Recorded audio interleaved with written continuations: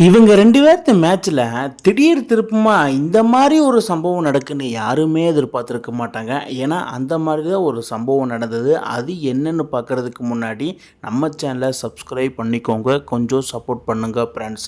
அதாவது GT வார்சஸ் SRS match தான் அகமதாபாத் ஸ்டேடியத்தில் நடந்தது. அந்த மேட்ச்சில் என்ன நடந்ததுன்னா, ஃபஸ்ட் பேட்டிங்கை பிடிச்ச ஜிடி ஸ்டார்டிங்கிலேயே சுப்மன் கில், பட்லர் எல்லாரும் விக்கெட்டை காவு கொடுத்துட்டு போனதுக்கப்புறம் சாய் சுதர்சன் ஒரு நிதானமான ஆட்டத்தை நம்ம வெளிப்படுத்தியே ஆகணும். அப்படின்னா தான் ஒரு நல்ல innings score and target set ஆகும் அப்படிங்கிற மாதிரி இன்னிங்ஸை வந்து பில்ட் பண்ணிகிட்டே இருந்தார். ஸோ 39 பால்ஸுக்கு 54 ரன்ஸ் அடித்து தனது 50யை பதிவு பண்ணார். ஸோ இவர் மட்டும் அடித்தா பத்தாது, அப்புறம் இவர் கூட நின்று வேறு யார் தான் அடிப்பா அப்படின்னு பார்த்தா வேறு யார், வாஷிங்டன் சுந்தர் மட்டும்தான். ஸோ ஒரு ஆப்ஷனே கிடையாது. டாப் 3யை தூக்குனாங்கன்னா ஜிடி கேமுக்குள்ளேயே கிடையாது. அவங்க டாப் 3யில் யாரோ ஒருத்தர் ப்ளே பண்ணிடுறாங்க. ஸோ அதனால் வந்து அவங்களுக்கு மிடில் ஆர்டரும் ரொம்ப ரொம்ப சரிவாக இருக்குது. ஸோ அதன் மூலிமா அவங்க செட் பண்ண ஒரு டார்கெட்டு. அதுக்கப்புறமா செகண்ட் இன்னிங்ஸை ஸ்டார்ட் பண்ண Travis Head and Abhishek Sharma. SRH பேட்டிங்கில் இப்போ கடப்பார சைடு. பட் ட்ரிவிஸ் கேட்டு முகமது சிராஜ் பாலில் சிந்துவோட்ட கேட்சை கொடுத்து அவுட் ஆகி இப்போ விழுந்திருப்பார். Duck out. Abhishek Sharma Rabada ball bowled out 6 Ranil.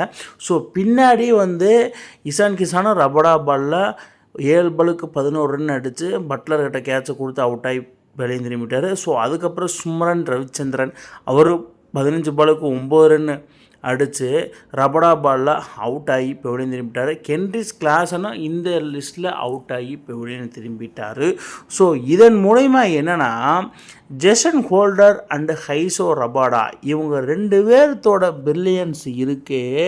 But இந்த இடத்துல நம்ம டிஎஸ்பி சிராஜையும் சொல்லி ஆகணும், பிரதீஷ் கிருஷ்ணாவும் சொல்லி ஆகணும். பட் அவங்க க்ரூசியல் விக்கெட்டை எடுத்து கொடுத்தாங்க பவர் பிளேயில்.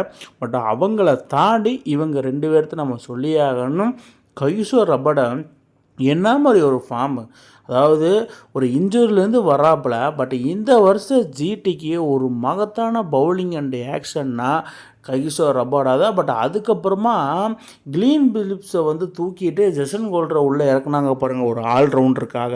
கிளீன் பிலிப்ஸ் வந்து ஃபீல்டிங்கை வச்சே ஓட்டார், பேட்டிங்கு எதுவுமே கிடையாது.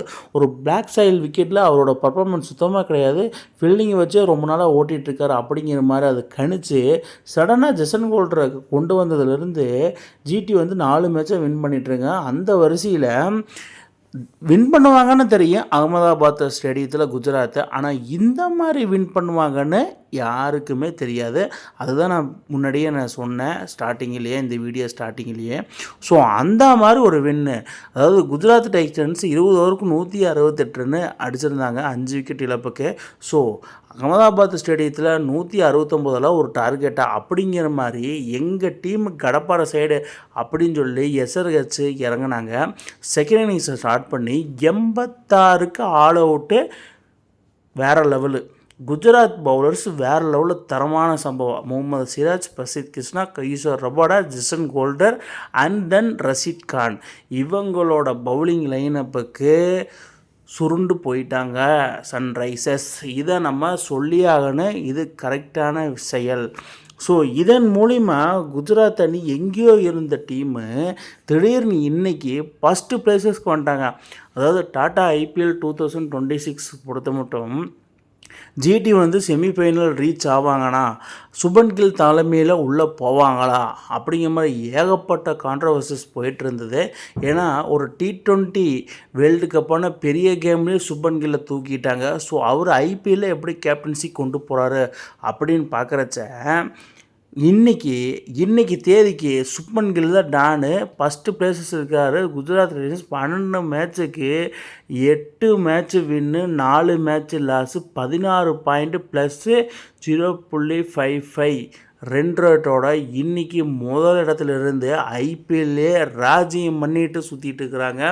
ஸோ அவங்களோட பவுலர்ஸ் வேறு லெவல், அவங்க ரன்னே அடிக்கிறதில்ல, ஆனால் பவுலர்ஸ் வேறு லெவலில் பர்ஃபார்மன்ஸ் கொடுத்துட்டு வராங்க.